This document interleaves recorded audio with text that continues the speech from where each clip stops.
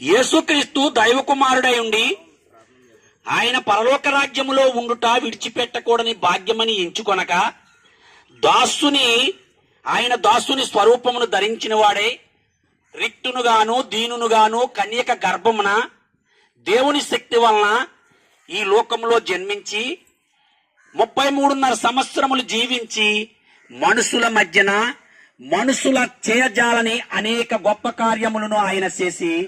ఆయనలోని దైవత్వమును లోకమునకు బయలుపరిచి ఉన్నాడు. అయితే ప్రియులారా, తండ్రి అయిన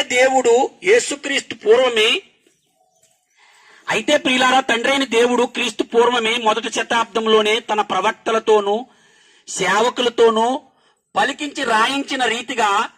యేసు మన పాపములను పరిహరించుటకై అన్యాయపు తీర్పును పొందినవాడే సిలువలో